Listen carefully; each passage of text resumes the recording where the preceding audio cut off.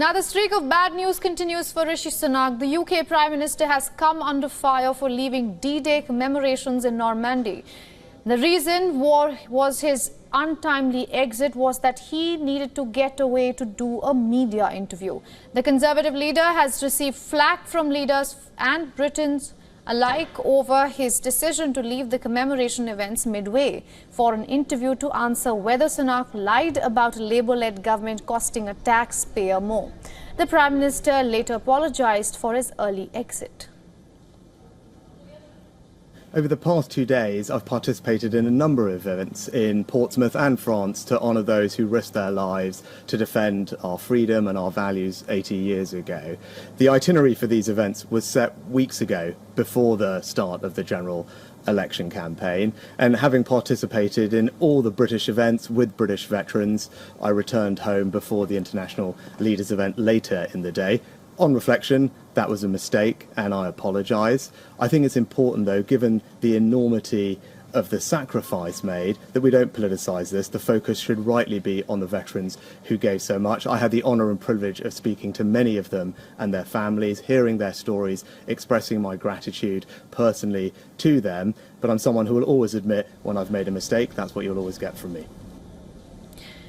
Sunak's misstep comes less than a month before elections on July 4th. Reacting to the early exit, several Britons expressed displeasure, saying that the Prime Minister had his priorities wrong by making the quote-unquote disgusting decision to leave the D-Day commemorations in France early. Labour Party leader Keir Starmer had also slammed Sunak, saying that the Prime Minister would have to answer for his decision. The comment came before Sunak issued a public apology and said that this should not be used for political gain.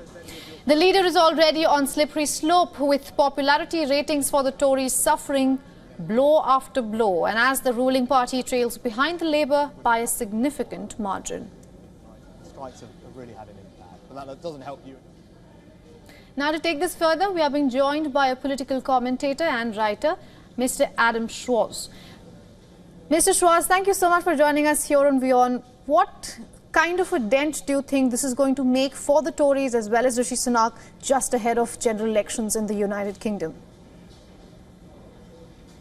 Well, I think this is an astonishing misstep for Rishi Sunak's campaign, which, really from the very beginning, since we saw him give that rain-drenched election announcement outside 10 Downing Street, has really been blighted by so many different mishaps. But I think this is a particular problem for two reasons. The first is, I would say, that the Conservative voter base tends to be older and therefore has more of a connection to the kind of Second World War generation. So I think for them that this will be an issue that particularly resonates with them. But secondly, Rishi Sunak, not even 2 weeks ago, announced an idea of national service for the youth in the UK, where someone would be conscripted to the military for the first time, I think, since the 1950s. So, of course, we have the contrast of a Prime Minister who seems to be unwilling to take off a few hours or an afternoon to pay tribute to a generation that liberated Europe from tyranny, with the fact that he's trying to conscript the youth in the UK into that kind of service. So I think it's a major problem in terms of Rishi Sunak's image. As I mentioned, it has issues in terms of consistency, in terms of what he says.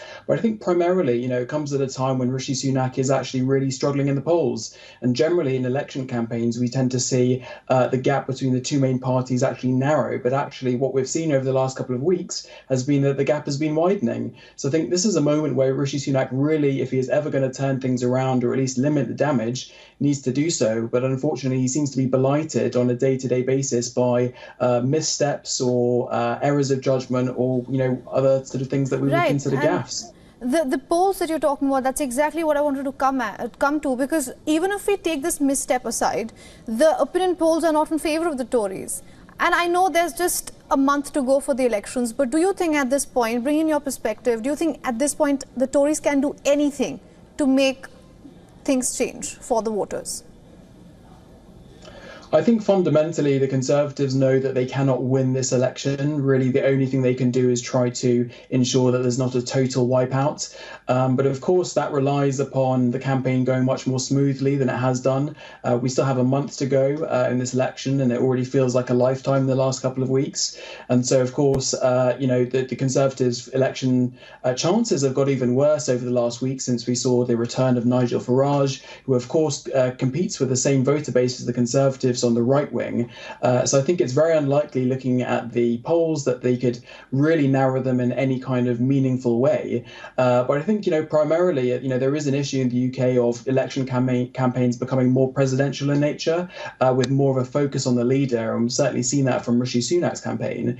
And so, with Sunak being so sort of gaffe prone and so many errors of judgment, there is a particular problem where the emphasis on that one individual, where that one individual is making so many mistakes. So I think really Sunak needs to kind of steady the ship. But I think really it's kind of a foregone conclusion. Really, the main issue at the moment is just how devastated is the Conservative Party going to be when the election result comes on 5th of July.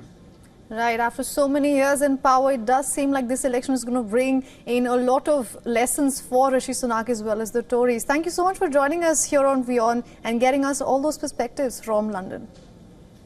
Good to be with you. For all the latest news, download the WION app and subscribe to our YouTube channel.